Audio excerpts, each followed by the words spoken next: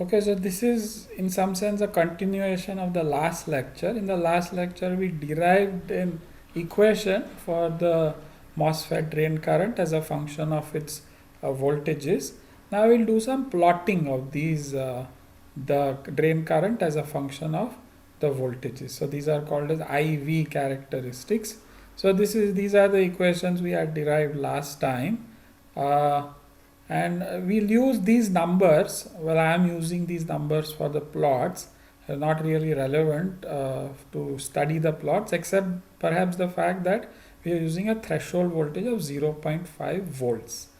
Alright, so let us plot, and there are two major types of plots that one does for a MOSFET. One is called the transfer characteristics, which is the drain current versus the gate source voltage.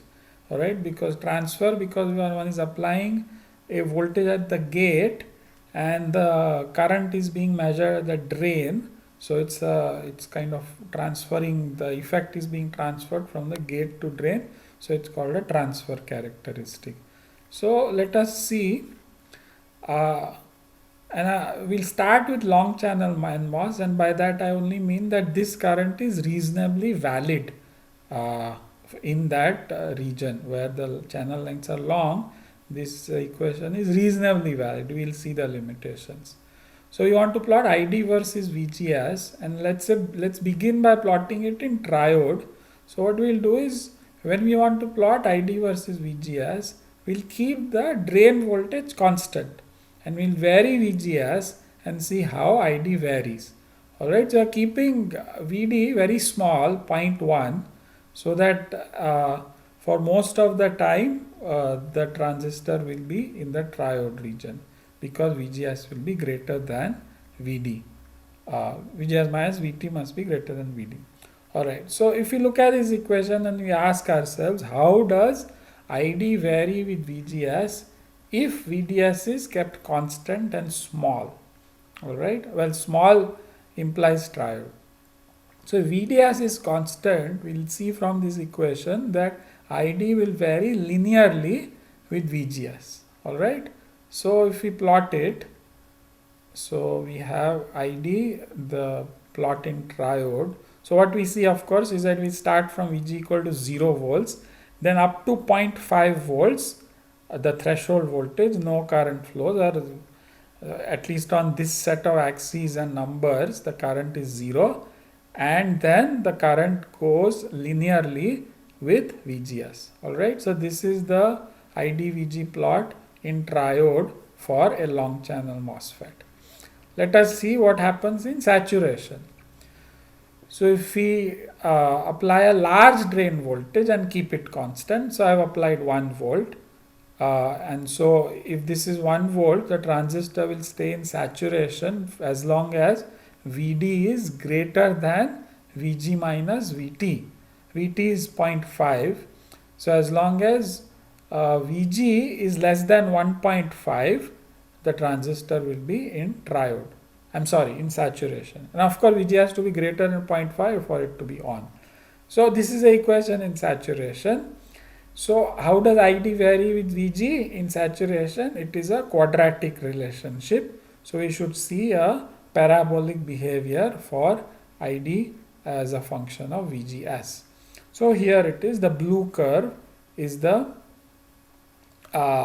transistor current in saturation. Alright, so VD equal to 1 volt. So I am plotting up to VGS equal to 1.5. So we ensure that for this entire region the transistor is in saturation. Of course, the current starts to increase only once the transistor has turned on.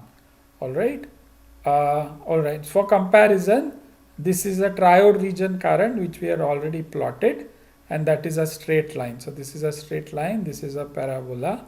And one kind of obvious but important observation we make is that at any gate voltage, okay, so the x-axis is the gate voltage. So if I look at any gate voltage and if I compare the currents in triode and saturation, the saturation current will always be higher than the triode current. Alright, so for any given gate voltage, So what is the difference between these two plots? VD has changed. So in the red plot, VD is 0.1. In the blue plot, VD is 1 volt. So of course, one can imagine that if VD is increased from 0.1 to 1, the current would increase from this red to the blue at 0.8 volts. Alright. So the highest current that flows in a MOSFET for a given gate voltage, alright, is in saturation. It's a simple thing, but it's an important thing to remember. And of course, we'll see this in the next plot also. Alright, so that was a transfer characteristic. Okay, what is this? Yeah, okay. Now, if we look at the, so this red one is the plot we got by using our simple MOSFET model. Now, if you are to look at an actual MOSFET, even if it has a very long channel, what we find is that if you were to plot the IDVG of an actual MOSFET and not just an ideal long channel MOSFET, the current of the actual MOSFET, which is in blue, is lower than the current predicted by the simple MOSFET model. Now, this smaller current in an actual MOSFET has a very, what shall I say, very non-ideal origin.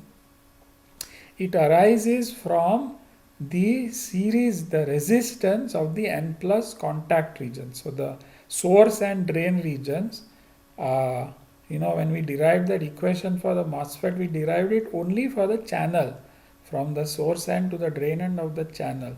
But the current has to flow from the drain end out through the N plus contact, so the N plus drain region, through the contact out into the wire. Now, generally the wire resistance is neglected, but the N plus drain region has some resistance. And so for any current, some small voltage drops across that N plus drain region, and in fact also across the source region. And because there is some voltage drop across the source and drain regions, for any given voltage, the current is smaller because the effective voltage appearing across the channel region is smaller than the applied voltage, because there has to be some voltage drop across the source and drain and plus regions.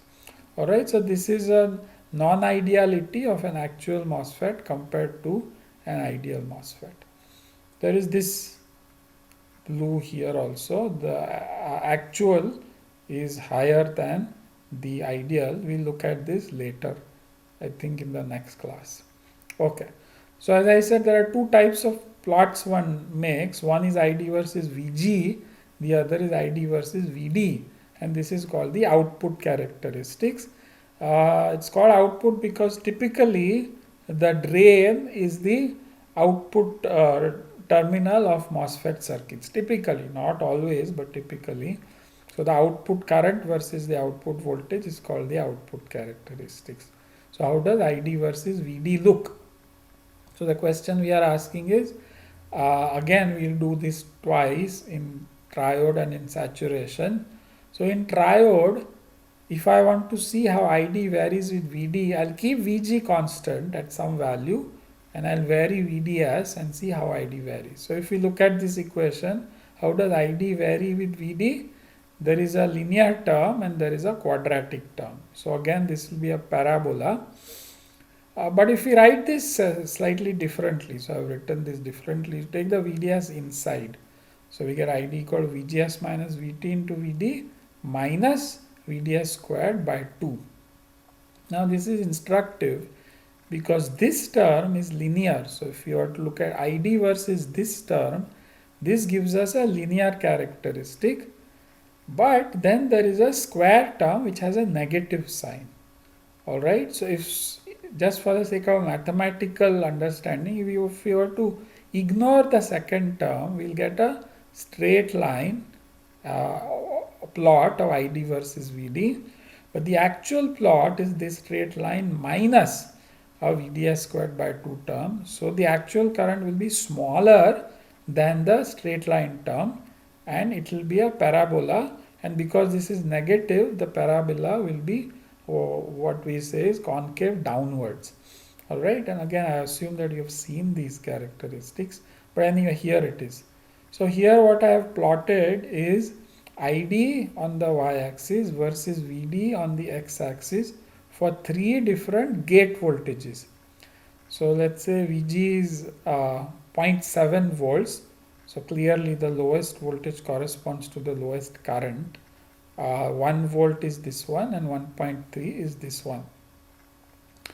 And of course the region here, this region and this region and this region correspond to the current in the triode region, right? Once the drain voltage becomes equal to Vg minus Vt, so 0.7 minus 0.5, so 0.2, 0.5 and 0.8. So 0.2 is here, 0.5 is here and 0.8 is here. Well, yeah, almost here. So at these voltages the transistor enters saturation, and once it enters saturation, our simple model says that the current will simply be a constant and the current will be the saturation current of the MOSFET. In the triode region, we see that the current is sublinear and it is a parabola pointing downwards. All right. Okay. Now again, if we compare our model current, so these reds are what I had plotted here already. So these same three are plotted in red here. So this is the simple model. The blue is the actual MOSFET, even a long channel MOSFET. And what we see is that the current in the saturation region is actually increasing a little bit in the saturation region also. And as we have seen this earlier, this is due to channel length modulation. So channel length modulation causes the current to increase slightly in the saturation region. All right. So this is a short lecture. We are finished with this lecture. Next lecture we'll talk about some higher order effects that affect the IDVD characteristics of MOSFETs.